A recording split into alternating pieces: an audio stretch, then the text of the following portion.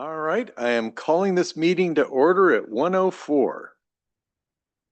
And I believe we have a quorum present, so I'll ask everyone to please stand for the Pledge of Allegiance. I pledge allegiance to the flag of the United States of America, and to the republic for which it stands, one nation, under God, indivisible, with liberty and justice for all. All right, excellent. May we have a roll call, please? Scott Sedgley, Bernie Narvaez, Here. Liz Alessio, Here. Amber Manfred, Mark Joseph, Here. Pam Reeves, Here. Eric Knight, Michelle Deasy, Donald Williams, Present. Kevin Eisenberg, Here. Devereaux Smith. We have 2 confirmed absences from directors Pierre Washington and Paul Doring. We do have a quorum. Thank you. All right, adoption of the agenda. Any changes, consent items you'd like to pull? Then I will entertain a motion to accept the agenda. I'll move we adopt it. Second. All right, Williams and Alessio. All those in favor say aye. Aye. Any opposed? Okay, now let's have some public comment. I see at least one on camera, or Yes, we do have a hand raised online. Jonathan. Good Go afternoon. for it. Can you hear me? Yes. Awesome. Thank you so much for taking the time to accept public comment. My name is Jonathan Mincer. I'm a frequent Napa Valley Transit user and very thankful to the service. I also just want to give a shout out to your staff and thank them in the alignment of the new schedules for January for aligning the 11X from the Vallejo Ferry Building all the way up north to coincide more closely with the Vallejo arrival times of that ferry. I think that'll be useful for many commuters. It is my hope, but I will wait until funding is appropriate to get one more bus that leaves at with the 4:40 arrival of the Vallejo ferry for evening commuters. And just want to flag one thing. There are times where your app tracking the GPS location of some of your buses is not up to date. Either some drivers are maybe not turning on their GPS correspondence or something. So I just want to flag that, but also say your dispatch team is very helpful when I call them just to kind of flag that issue. Your drivers are amazing. Your team is amazing. Thanks for continuing to try to align all your bus schedules so they are working for commuters every day. Thank you. All right, thank you, and thank you for the kind words. Staff, I know, is doing a great job, and they are constantly trying to refine things. So it's always great to hear the public give us that kind of feedback as well. Thank you. Any other public comment? No one in the audience, no one else online? Then we'll close public comment. We'll switch to chairperson comments. I would like to welcome apparently our newest members to NVTA, Pam Reeves from Yountville, who's an alternate, and Eric Knight, who's not here. But they are 2 new players. So welcome aboard. I think both of you have served at some point in time, or maybe not. Okay, Eric has been. So, all right, well, welcome aboard. And that's the extent of my comments. Any board member comments? Yes, go ahead. Thank you. I think I might have mentioned this last time, but I will be attending NACO, which is the National Association for County Supervisors. I think that's what the acronym stands for, but it'll be my first time there. This is held in DC. It's next month.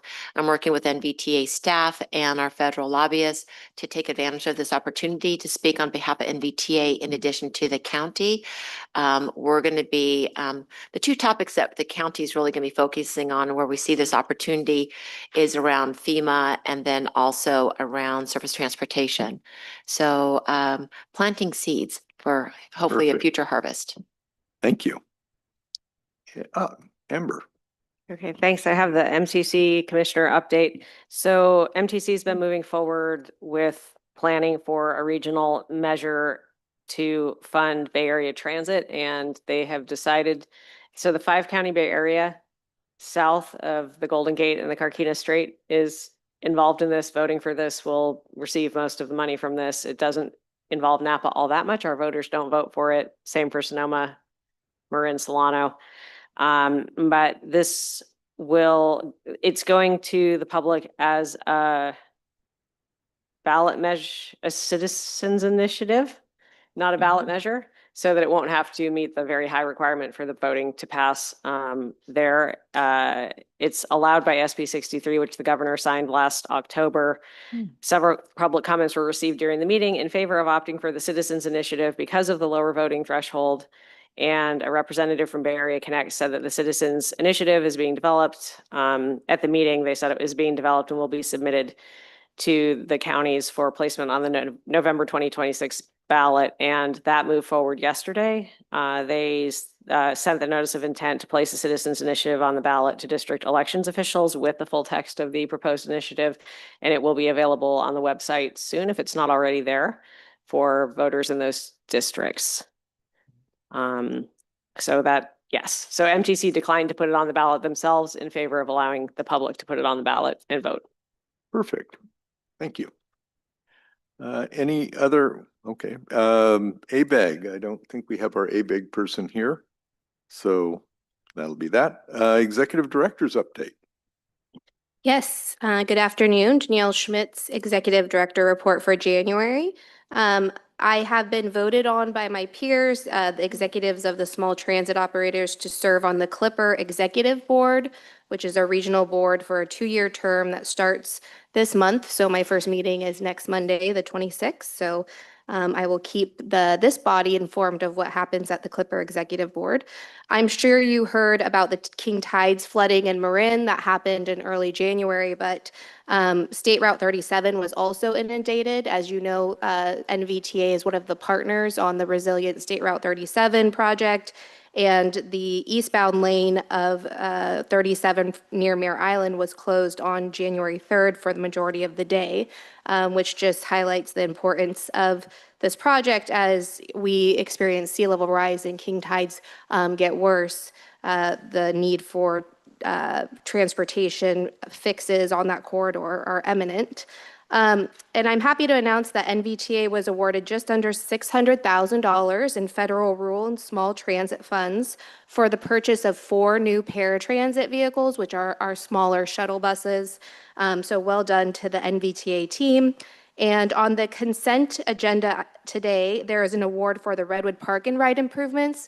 I just wanted to highlight that and remind the board that that came before the board to reject the 2 bids that we received in October of 2025 because they were quite high, well over engineer's estimate. And just acknowledgement to Grant and Rennell for making the decision to work with the design consultants, rebid the project. It turned out to be the right decision because we received 7 bids, majority under engineer's estimate, and the lowest responsible bidder was 20% below engineer's estimate. So well done. And lastly, as part of the countywide transportation plan, staff is setting up focus group meetings with community members. And I believe Diana Meehan emailed this board yesterday asking you to fill out a doodle poll. We will be conducting 3 focus group meetings, so 1 up Valley, 1 in the city of Napa, and then 1 in American Canyon. And these are community members that you have identified. And so they are invited to these focus group meetings on the countywide transportation plan, as well as we are hoping that we do have participation from the board members. So please indicate your availability on that email. And I think that concludes my report. I'm happy to answer any questions. Any questions? All right, well, thank you. And I'm glad you highlighted the Redwood Park and Ride bid. It's very impressive that we not only, I don't remember the original bid, but it sounded like what we did get was probably less than what the original bid, which, you know, is the engineers, well, if you can go into those. Yes, so the original engineer's estimate was, I think, 700,000, and the bids were higher. They were like 1.4, 1.3, or 1.025, excuse me. And so then we readjusted the engineer's estimate, went back to the design consultants. Then the new engineer's estimate was 800, I think 7.9 something. or 8, and the lowest responsible bidder was 675, or something around there. Yeah. Yeah, and the bids ranged from that amount up to around the engineer's estimate. Yeah, so very impressive. I'm sure it had something to do with timing of the bids too, but either way, you're right. And we followed staff's recommendation. So basically you get credit for making the call to try it again. All right, well, let me go from there to our Caltrans update. And I believe we have our Caltrans person here. Yes, Amani Maligli and Rob Effinger are both here from Caltrans District 4, which is our district. Amani is actually our representative, our Napa County representative, and Rob Effinger oversees the whole North Bay on Caltrans matters. So welcome and thank you for coming. Thank you very much. Rob Effinger, like I said, I started here about in August. Okay. I took over for Ricky Gow. So I have the 4 North Bay counties. I just thought I'd take the opportunity to come up and introduce myself and say hi to you all and hope we can keep our working relationships good. So Perfect, thank you. Good afternoon, board members. I'm Annie Miligi, the Regional Project Manager for Napa. A belated Happy New Year to all. We are still in January, and I'm here to present Caltrans report in person, which is, I'm glad to see everyone in person too. Exactly, welcome.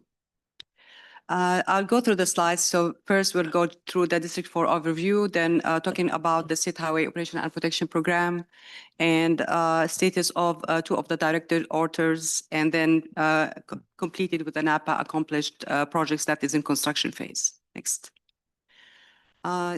As it's shown on the map here, Napa is considered one of the counties in the 9 Bay areas counties, and Caltrans is the owner and operator of the state highway system with over than 50,000 miles in the highway and freeways, and also it's managing and maintaining the 7 toll bridges. Also, Caltrans is responsible for delivering projects with all types of funds with their federal, state, local, and regional.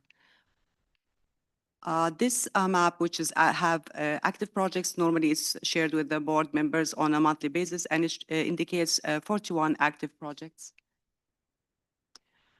The 5 projects which is in a planning phase, 2 of them has been included in the 2026 SHOP. One of them is the pavement rehab and safety improvement in Napa County, and the second one is the Garden Creek branch bridge to replace the bridge in City.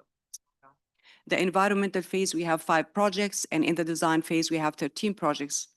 For construction phase, we have 18 projects. 6 of them has been completed construction and now in the closeout, and 5 of them are environmental mitigation. So the total is coming with 41 projects. Next. Talking about the State Highway Operation and Protection Program, which is one of the SB1 Senate bill repair and act, which has been approved by California legislative in 2017. The draft 2026 has been shared with the public last Friday, January 16, and we'll talk about the Napa projects that are included in the draft 2026 SHOP. It shows here we have 12 projects. 3 of them are bridges, 3 are pavement, and with a 1 multi-modal improvement project, which is the 5-way intersection project. And then 2 long lead projects. These are the 2 new projects that I mentioned in the pit phase, and 2 major damage restoration projects. The total project costs for all these are almost $335 million. If you would like to attend the public hearing, there is a hearing on Thursday, February for the North. And if you would like to attend to just share your comments or address any concerns. And then this 2026 SHOP will be voted in March CTC. Talking about the director orders, one of the main director orders that we are referring to here is the emergency director orders in sinkhole culvert scour repair that's located in Napa County on State Route 29 between Oakville Crossroad and Rutherford Road. And This settlement of the road has been reported by the field maintenance in last September 2025 with a settlement, and this is due to structural failure. The traffic cones has been placed to shift the traffic away from these depressions, which is shown in the photo in the center line of the roadway. Director order has been approved by the District 4 and the headquarters with 1.96 million. And as you see on the photo here, it shows that the scour has been actually created voids that affected the culvert foundation. So basically, the culvert is losing the support material, and that's caused the depression of the road. Currently, for the construction status, previously, there was a traffic advisory that has been sent to the public and the agencies to commence the work in January 8th. Then, due to the weather conditions, it has been delayed to January 15. Actually, the work started in January 12 to replace the existing arch culvert, it's a stone culvert with a reinforced concrete box culvert. Currently, there was a saw cutting, and the work to the public is performed at night from 6 p.m. to 6 a.m. with a one-way reversing traffic control place. Currently, they are going to do some dewatering, actually scheduled maybe today or tomorrow, to lower the level of the water to give the PG&E a chance to go and finish abandoning their gas line, and then after that, starting with demolishing of the existing culvert. The second director order is the emergency director order pavement repair, which is on State Route 29, north of Madison Street and Yountville, and the contract amount is $2.5 million. According to the schedule, it is on two phases. The first phase has been completed, which is the polythene injection to strengthen the bed of the pavement, and it has been completed in January 9th. And then the second phase, it will start on January 25th, which is the dig out cold plain paving, and will be completed on February 6, 2026. The work actually is completed also or performed at night between 7 p.m. and 5 a.m. And the contractor normally they like to have the weather temperature plus 50 in order to be able to perform this paving of this director orders. After the paving, the striping will be done in 2 weeks. So basically, we are talking about completing this work by end of February. Finally, going to the accomplished projects, we have two projects here. The first one is the Napa pavement rehab project. This project is on State Route 29 from Napa River Bridge to Sierra Avenue with a total construction capital cost of $20.3 million. The construction began on November 2024 and is targeted to end by the coming summer 2026. Currently, there is a CCO to repair this concrete barrier for the Napa River Bridge and the Creek Bridge, which will be completed by end of this month. The second project is the storm damage restoration in the city of Napa. This is from First Street to south of Redwood Road, Trancas Street. This is in order to replace a failure culvert, and the construction capital cost is $24.5 million. The main construction work has been completed and now is starting with the first year plant establishment period. By this, I conclude my report and I'm happy to take any question. Thank you. Thank you very much.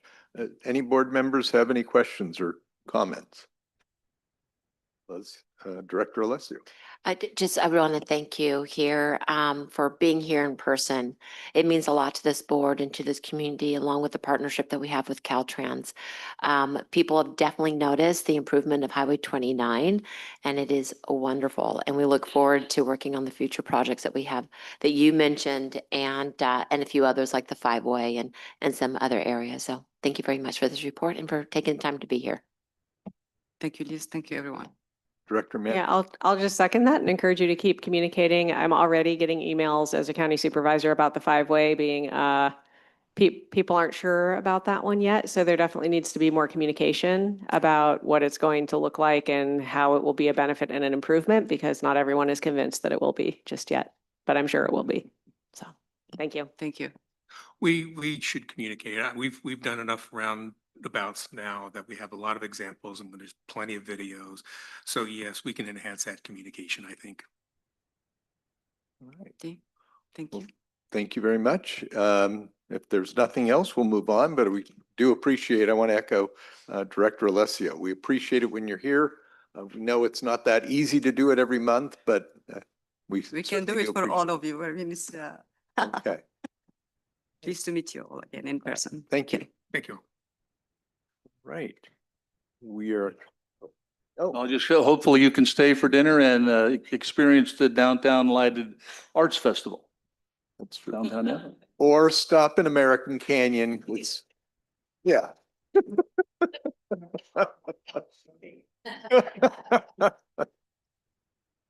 Okay, all right. Well, fair enough. Let's move to 9.1, our NVTA project update in Grant Bailey.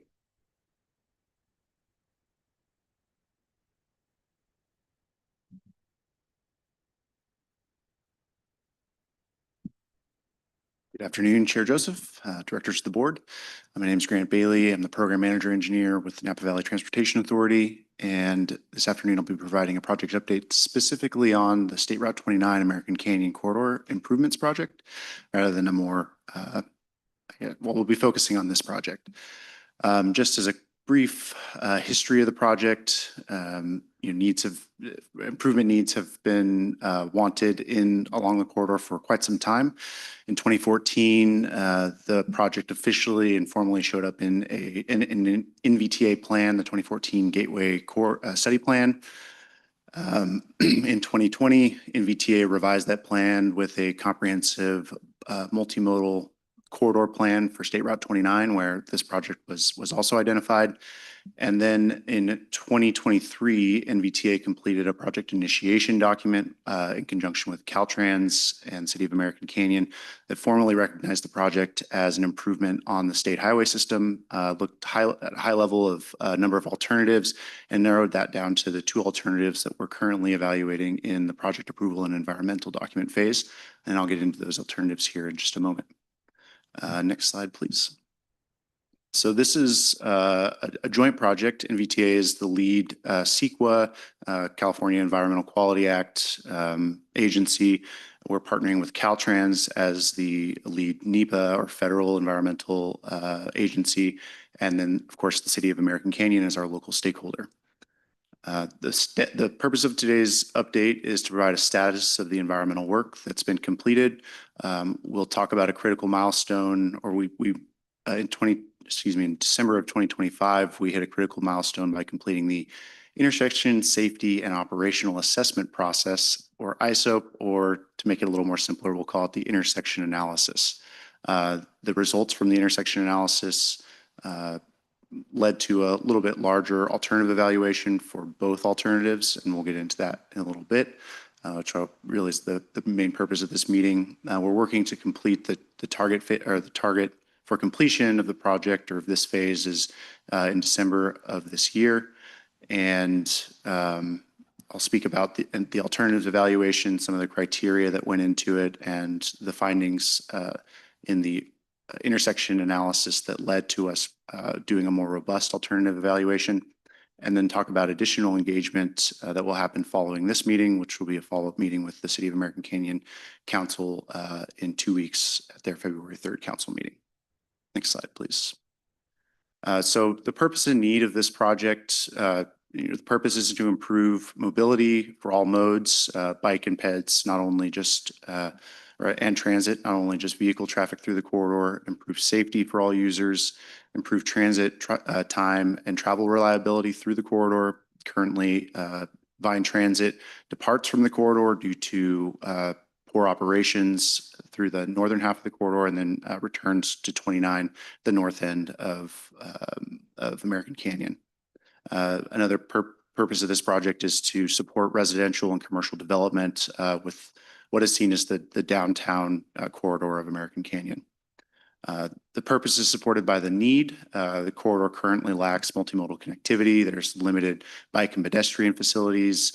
Those that are out there are there are low level of traffic stress routing options. So that means there's mixed or close together bikes and vehicles, or pedestrians and vehicles.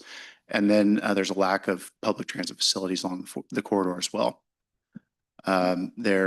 The intersections are currently operationally constrained. It leads to extensive queuing and delays, and the number of collisions along the corridor exceed the state average for similar facilities.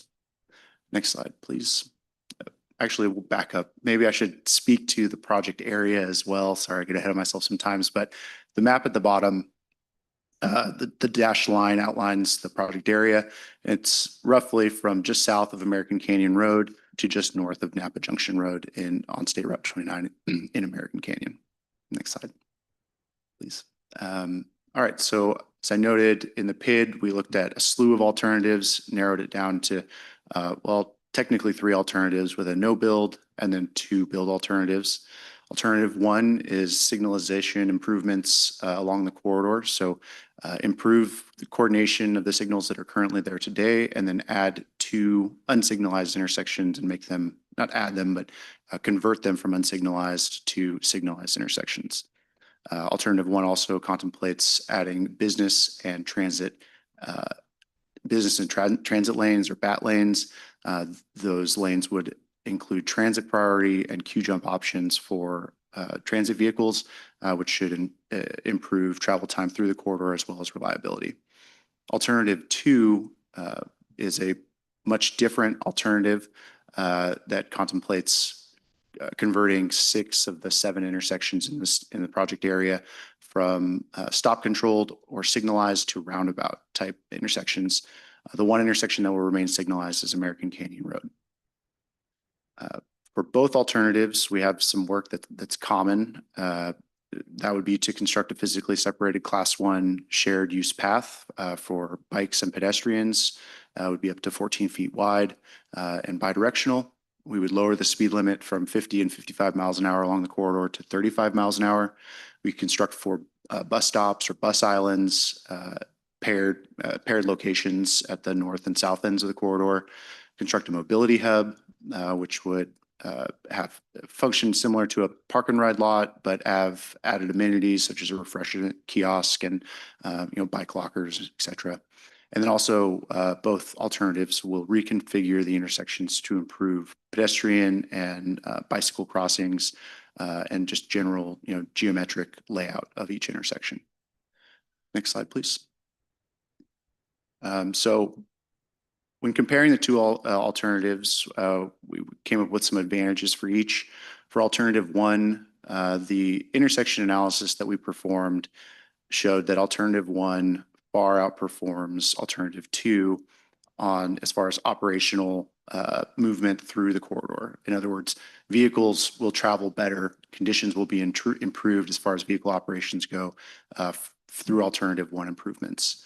Transit reliability will also be improved through the bus access and business access and transit lanes, as well as the queue jump and transit signal priority measures we plan to install.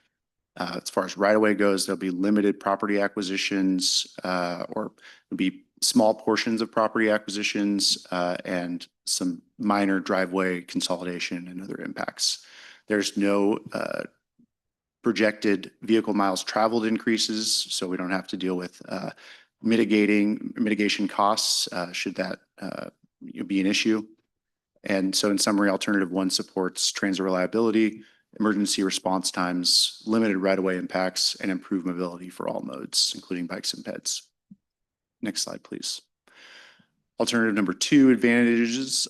So the injury collision reduction potential is shown as higher through our analysis for the roundabout option.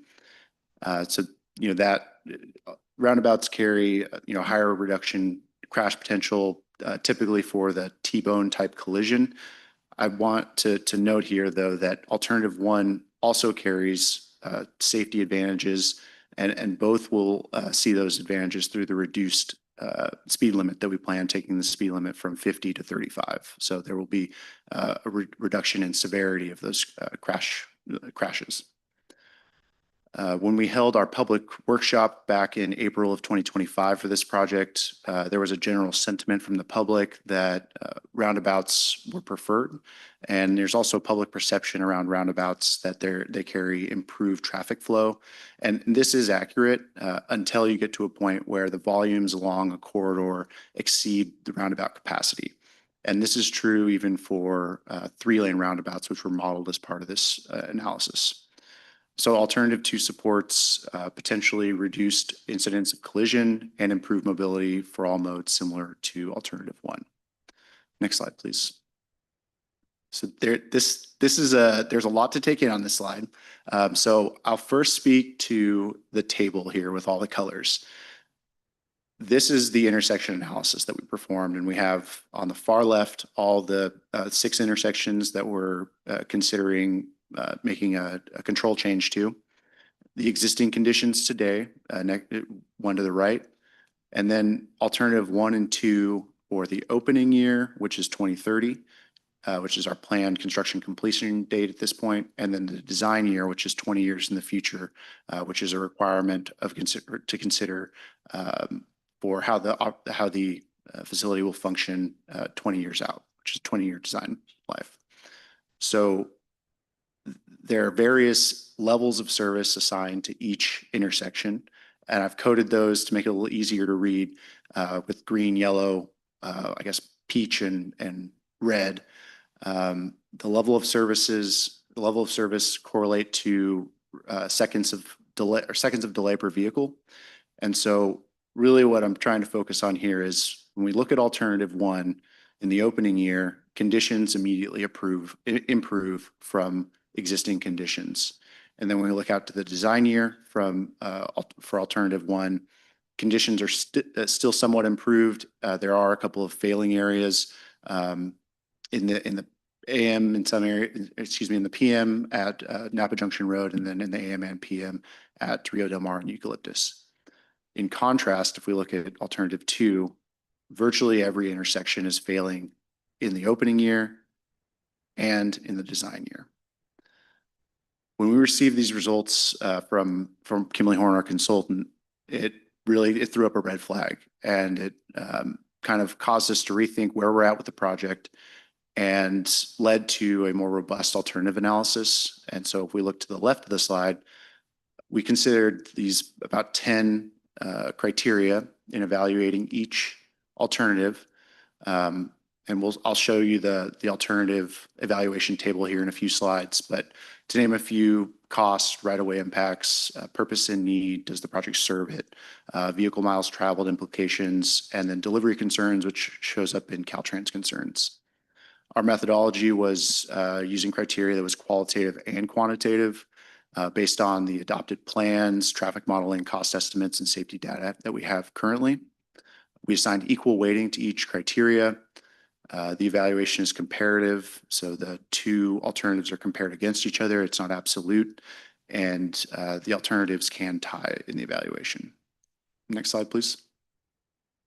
A couple of criteria I wanted to highlight and just kind of dig into a little bit more. Cost comparison for alternative 1 to alternative 2. There's about a $58 million right-of-way and construction delivery costs for that alternative, as opposed to $75 million for alternative 2, which is approximately $20 million increase for right-of-way and construction.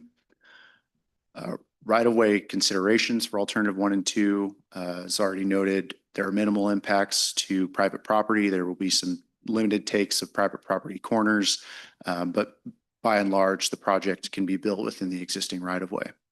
Alternative 2 will require major acquisitions of private property, as well as potential structure demolitions. There's also a delivery risk associated with alternative 2. There's a very limited use of 3-lane roundabouts in the state of California to date, and there's no examples of the configuration that's proposed in American Canyon for roundabouts, which is multiple consecutive roundabouts closely spaced together.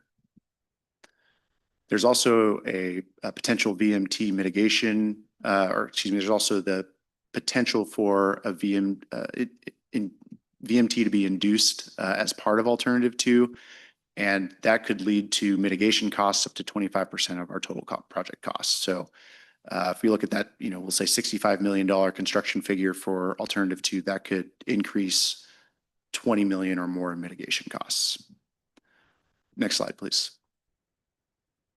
So here are our alternative evaluation results. I'll give you a moment to kind of look through that, but I think the major takeaway here, based on the criteria we put together and our methodology for evaluation, alternative one significantly outperforms alternative two.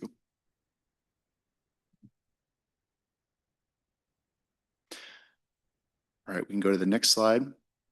And so while this is an information item only, staff is recommending that we carry forward only alternative one at this point, and then pending input from the City of American Canyon on February 3rd, we do not carry forward alternative number two. The benefits of this would accelerate our current project phase to complete in 2026. It would also limit the use of additional resources to further evaluate alternative number two in this phase. As noted a couple of times already, we'll be returning to the City of American Canyon in a couple of weeks to receive input from the council on this strategy as well as the public. Next slide, please. That concludes my presentation, but we are looking for feedback from the board on our approach and initial thoughts on how we proceed. Well, I'll save my stuff for last. So Director Narvaez. Thank you. Thank you, Grant. Couple questions. Just that miles per hour going from 50 to 35 seems like a pretty significant drop. Is that might that be a phased approach, or is that a sudden change over time? Just concerned about people who have commuted for many years and are used to 50. Slowing down to 35 is going to be a very big change. Just my experience from some of what we've done in the city of Napa, that it's become a challenge sometimes to get people to adjust. Sure. So there's a new, it's called a DIB. I think it's a design bulletin that Caltrans issued recently that allows for certain instances of reducing highway speeds down to 35 by narrowing lanes and a few other merit measures as well. And so that's kind of the basis for the use of that. And it's kind of encouraged in this situation as well. How we would notify is it wouldn't immediately switch from 50 to 35. We would likely have a deceleration zone, flashers notifying users that there's a reduced speed limit ahead, and maybe go from 50 to 40 to 35 or some, consecutive reduction. Great, thank you. And also looking at the levels of service, I noticed Napa Junction Road went from the current status to red, and then to yellow, then red. And maybe we can go back to that example, but it seemed that with alternative one, I believe two was about the same, it seemed to quickly go back to the red. I'm just wondering what are the conditions that cause it to go to red? It's like, are we talking about like paving, or just trying to understand that a little bit better? So from Sure. E to A to F. Sure. So, and I guess I'll note that the first letter is the AM peak hour condition, and then the one in parentheses is the PM peak hour. Okay. And the reason for and then this demonstrates the operations in the intersection, or the modeling of the operations in the intersection. First, in the right column from the left column for alternative one is in year 2030, and then in 2050 is in the right column. The reduction in service there, specifically at Napa Junction and Rio Del Mar, has to do with the increased volume of traffic that's modeled to happen between 2030 and 2050. It considers developments such as Washington Ranch and other growth. developments. Growth. It has to do with growth. Okay. So at that time, then we look at the conditions and the future. Correct. Directors can talk about it. Okay. Thank you for explaining that. That's very clear. I'm a big fan of roundabouts. I've never thought about the 3-lane roundabout. Seems to make sense in this situation, right? We've seen successful roundabouts throughout, at least here in the city and the county. But alternative one makes sense due to the risk and the cost. So I'm comfortable with that one as well. Just sharing my thoughts on those two options. Thank you. Thank you. Director Williams and then Eisenberg. Thank you. It looks like the VMT, the vehicle miles traveled, differs in the different alternatives, and it's not clear to me why that should be. Could you discuss that difference in the VMT from one alternative to the other? Of course. So due to the configuration of the intersection currently, or excuse me, the corridor currently, there are a number of closely spaced intersections, and due to the volumes of vehicles on the corridor, it's necessary to have 3-lane roundabouts, at least a few of those, especially between the closely spaced intersections. And because they're so closely spaced, we can't terminate that 3rd lane to go back down to 2 and then widen back again to 3 before you get to the next intersection. It's likely that Caltrans will consider that a capacity improvement and will trigger VMT analysis. And maybe I'll also note too, for those of might have the question about the business access transit lane addition, which is technically would be a 3rd lane throughout or in both directions on the corridor. Caltrans consider those auxiliary lanes, which are exempt from VMT consideration. Okay, Director Eisenberg, then Manfred, and then DZ. Okay, thank you. I would like to see that Class 1 bike lanes are part of both proposals. And remember, Class 1 is the classiest kind of bike lane. Right. And even though it looks like alternative 2 does not have the recommendation, I am curious though, how does one assure bicycle safety crossing a roundabout? I know it's normally they just move it down off the roundabout and then cross the street, but then you have cars coming out of the roundabout kind of quickly. What methods are used to ensure bicycle safety getting across a roundabout? Yes, that's a good point, and that was one of the considerations in the alternative screening. Roundabouts create some challenges for people movement across the intersections just because of the way it's broken up.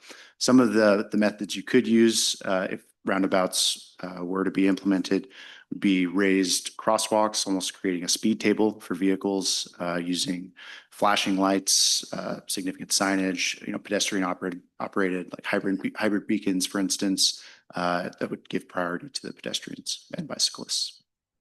Yeah, thank you. Even though I love roundabouts when driving, I always worry about them when biking.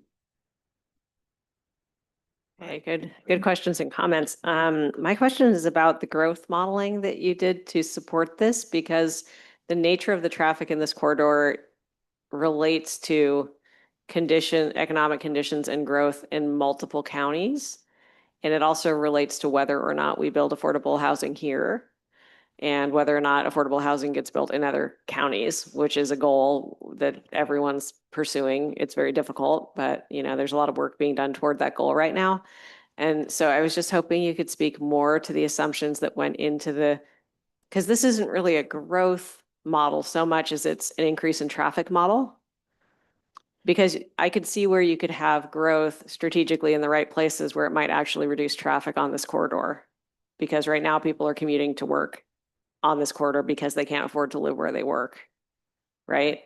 And so I'm wondering if there's like kind of this perverse in a good way kind of growth relationship here. And I'm just kind of wondering what went into the assumptions of this version of the model. And I mean, if that's, I'm happy to circle back to it later if that's a complicated question, but I think it's an interesting one and one that I'd really like to understand before I had to make any decisions about this. Sure, that's a good question. I have a very high level understanding of the modeling that went into this, and it is quite complicated. Secretary Sanderlin, do you know if Ravi? Nope. Okay, so our consultant Robbie was going to join us today at Kimley Horn, and he could speak probably better to that, but I don't have a good answer for you at this point. Yeah. I will follow up with you though. I'll give you a good.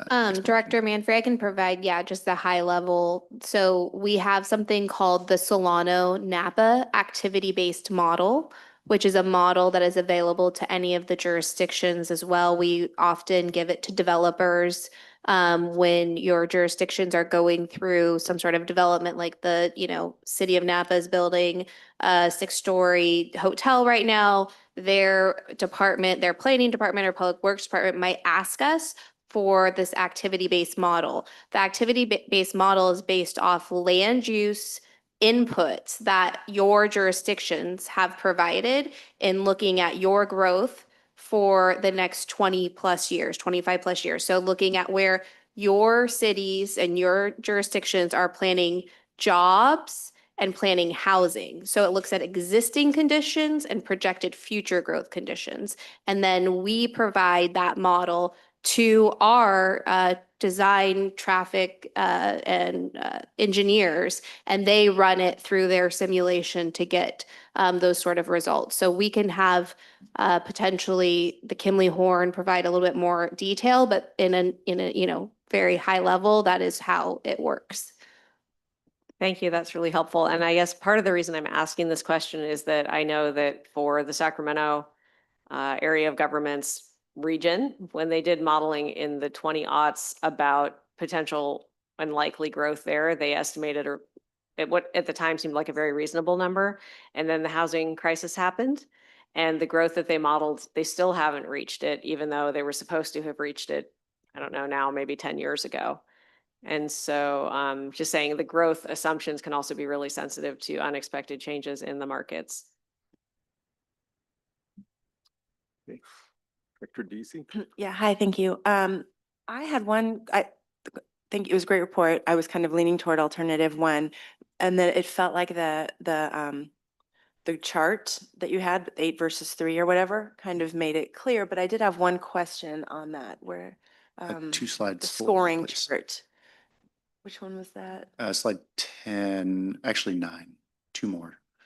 There you go. Right. Okay. So this is one where if you were giving this to other people as a consumer of the port, I wonder if we might get questions on whether everything should be weighted equally, like should save. And I didn't look at it closely enough, but that was kind of my question. And then I also started wondering if, what do we mean by safety? Should it be car safety and bike safety? So anyway, Yeah, it's based on the crash or CMF. I'm trying to think. It considers a number of measures thank you, Diana, crash mitigation factors. And so it's not just a single consideration. It's a group of considerations that are bundled together, and give a weighted score. And based on the analysis that was performed, alternative 2 showed a better score based on for safety. So the question that was coming to my mind when I looked at this, I was like, oh, are we weighting safety and costs? Are they equal? I don't know the answer to that. It was just a question that came up so it might be something to think about it. Thank you. Okay. All right. I have some questions. First of all, I guess what I'm looking at is you're modeling the addition of 2 new traffic signals, one at Crawford, one at Poco/South Napa Junction. Correct. And my first question is that modeling it because this is the environmental review and you're looking at kind of like complete analysis and then we may end up narrowing it down, or is this seriously looking at adding 2 signals along the corridor? Alternative 1 considers adding those 2 as part of the full alternative. They're not a question about if they will go in, but they're part of the alternative 1. Okay, because level of service is probably what drives 85% of the American Canyon population. And it would seem to me that when we added 2 signals some 20 years ago, that's when the traffic congestion started happening. And it seems to me that if we add 2 more signals, you're going to have to explain to me how that will miraculously improve things, because intuitively it will make it, not good. So can you explain how the level of service can be improved by adding more signals? And then the follow-up to that is, my understanding about the roundabouts, a big problem is all the queuing on the side streets. And so does that have something to do with the level of service? I'll answer that one first. Yes, and the side street queues plays into why we are installing signals at the two unsignalized intersections. When performing the level of service analysis, we consider all legs of the intersection, and to improve the level of service for each side street at the two unsignalized intersections, it requires a signal. Also, the signal coordination could be improved throughout the corridor. That means the signals will talk to each other and work to work in phases in a way that moves vehicles through the corridor more effectively. Okay. Okay. So number one, I'm still not convinced adding more signals will improve things. I could live with the same number of signals, but if they're synchronized, and then that leads to the next concern. In all due respects, for 30 years, we've talked about synchronizing traffic signals. It never works. The closest I've seen is a program that more or less used cameras to almost, convert the traffic flow as if you had a cop there who could direct traffic by saying, okay, there's a gap in the road, I'm going to let you make a left turn and so forth. But I have to just express genuine reluctance that we can synchronize signals. It sounds good, it's never worked. So what would we be doing fundamentally different from what we did a few years ago when Caltrans worked out synchronizing signals and nothing changed? That is a good question, and I really wish Kimberly Horn were on the call right now. Sorry, No, it's a good question. It's valid. Beat up a little, but that's okay. I don't have a good answer for you right now. I can certainly follow up with how we plan to improve the signalization coordination. All right. And then the last one is on the BAT lanes. Can you tell me a little more about that? Because I get the acceleration, deacceleration lanes and the bus queue. Are we looking, theoretically, are we looking at kind of adding an additional transition lane that might go from one signal to the next? It shouldn't be used that way. Sorry, I inherently look at how to game the system, and I'm thinking BAT lanes may be the answer. So that's okay. And I don't think you're the only one. Okay. The use of the BAT lanes would be to allow traffic to enter and exit from the businesses that run along the corridor, as well as facilitate better transit movements through the corridor. Vehicles wouldn't be allowed to use the BAT lanes at the intersections. That's where we transition to a bus or transit priority lane. And so that is the purpose. And by doing that, it would reduce congestion and improve operations along the corridor. And then I'm thinking, as we have some vacant lots, obviously, as they develop, could we reasonably condition them to provide acceleration and deacceleration lanes? Because that seems appropriate, and we've done it that way in the past. I don't see why not, although the BAT lane should function as that even with new development. Yeah. Then the only one is a concern I've already expressed to the director, and that is, like it or not, I suspect there will be some motorists who think there's a right-hand lane that I can use and get ahead of the crew. They may imagine they're a bus at that particular moment, but we've seen this actually at Donaldson and 29. So how are we going to enforce it? Are we going to have CHP there? Are we looking for our cops to do it? Short answer to that is no, and then technology is the long answer. And so there's been legislation recently passed that does allow for issuing speeding tickets, as well as intersection compliance. So we could mount cameras that track these types of illegal movements. There's also examples in Muni in San Francisco has cameras mounted to their buses for this specific reason. When buses move into a transit priority lane and there's a vehicle blocking their way, they automatically issue a citation based on that non-compliance. And so while we haven't finalized the details and we're really just kind of scratching the surface at this point, that is our current plan on how to ensure enforcement without having to add personnel tracking vehicles at the intersections. Okay. All right. Well, thank you. That gives me stuff to work with. So thank you very much for the report. Director Alessia. Yeah, thank you for your questions. It brought a lot up to mind, and they were really good questions. It's unfortunate that our consultant, is it Stanley Horn? Kimberly Horn. Thank you. Isn't here, and please express my personal disappointment that they're not here. This is a big informational item that we're seeing for the first time. So when this comes up again, because this is information only, this is not an action item, correct? Correct. So we're not making a decision on option 1 versus option 2 based on your presentation. It's just really more information, but I think it's going to be really important when that time comes that they come here and that they can answer these really good questions.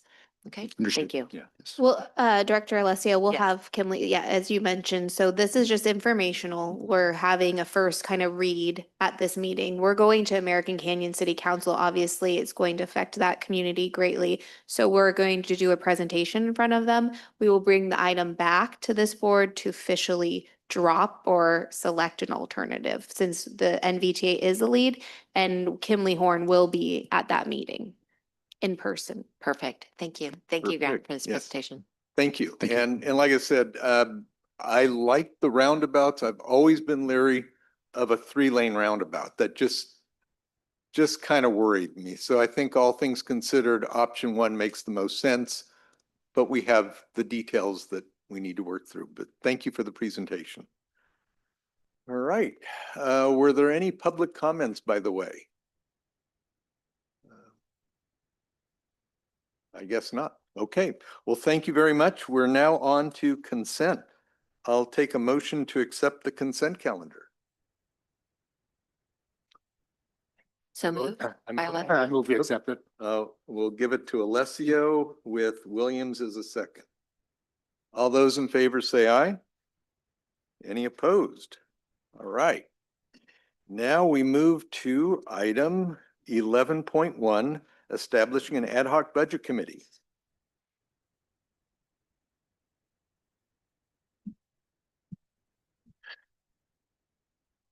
Good afternoon, Chair and members of the board. My name is Antonio Honorado, and I am the Director of Administration and Finance for NVTA.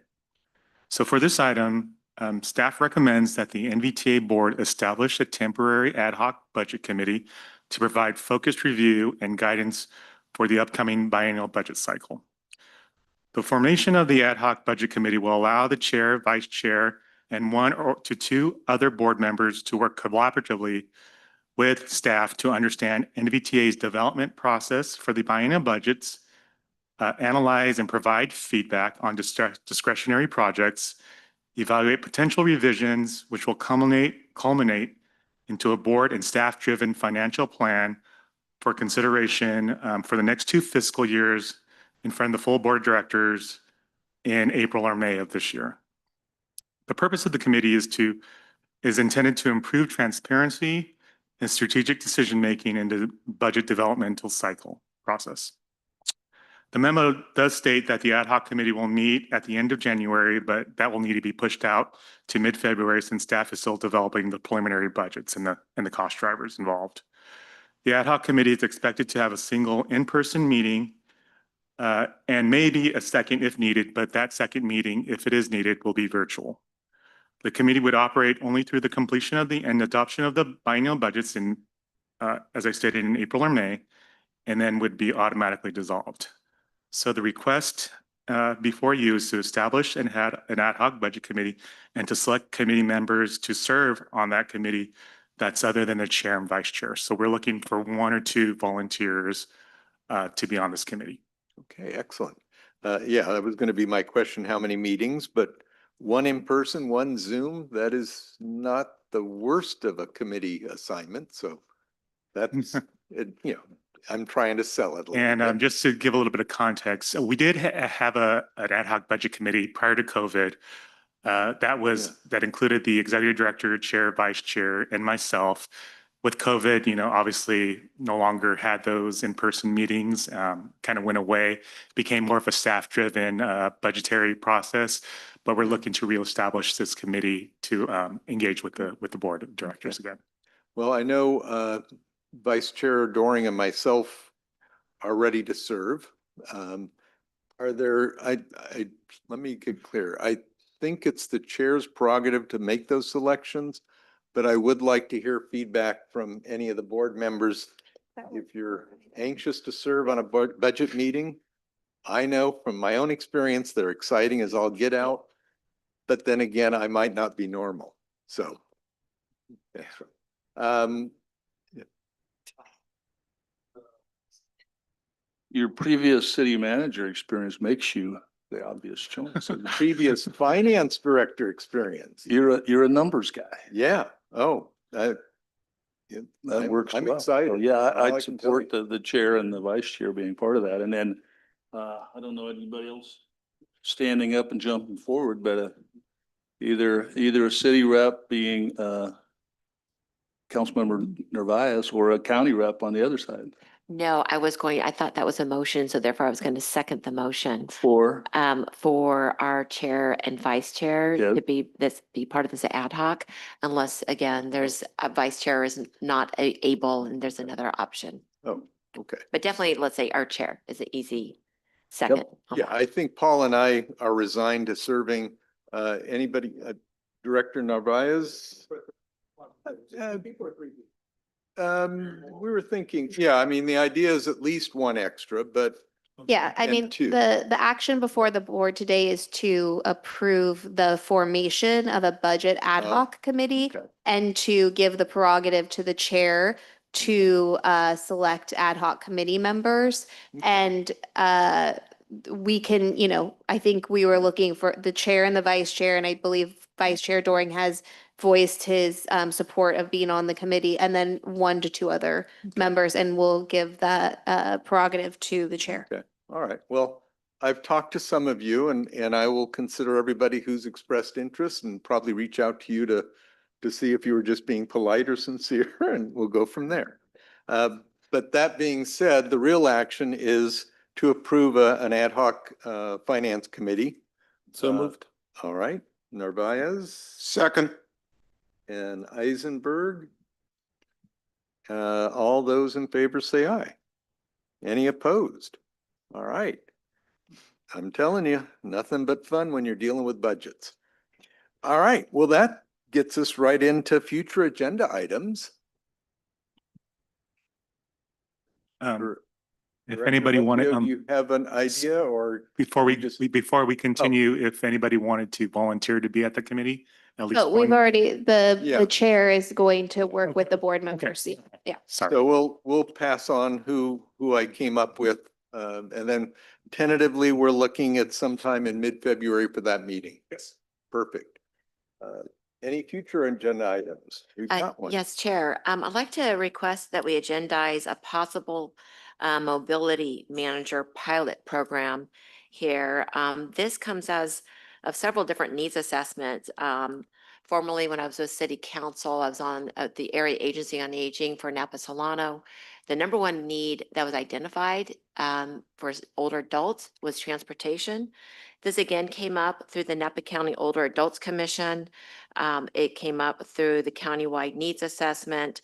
I'm on a subcommittee here for NVTA. It's the active transportation needs assessment that also identifies this as low-hanging fruit, to be honest with you. This is something that MTC is talking about, but there's no funding there. And this need has been has been long needed. So I just request that staff bring this information back, the possibility of a pilot program, which actually, if it was approved by this board, it would give us the opportunity of gathering more data to give us a strong case when and if MTC has funding for this program in the future. Okay. Unless anyone objects, we'll put No, we that can bring on that back. Yeah. staff's to-do list. And staff knows about this. I talked to them in That's advance. Director Sedgley. Just a follow-up on our JPA governance ad hoc. I mean, I can't, Yeah. I might have missed something. I know there were some dates that were floated out there for possibilities, but I don't think anything's been settled yet. No, actually, I was going to bring that up. I think we're still trying, we talked about meeting before the meeting, but some of us couldn't do that, but Still trying to nail down a date that's Yeah. available for all Okay. of the committee to attend. I You will will- hear from me, Director Sedgley, with a follow-up. Okay, great, because that was going to be one of my questions. So we'd love to see that get scheduled whenever we can get all in one room. Okay, anything else? Then I don't know if 2:09 is the earliest we've gotten out. I won the bet, so yes. I have not. Well, what were the bets? I mean, within a I minute said or- before 2:15 to our legal counsel and he said, I'm gonna take the over. And I said, well. All right. Legal Boy, counsel. Boy, Ooh.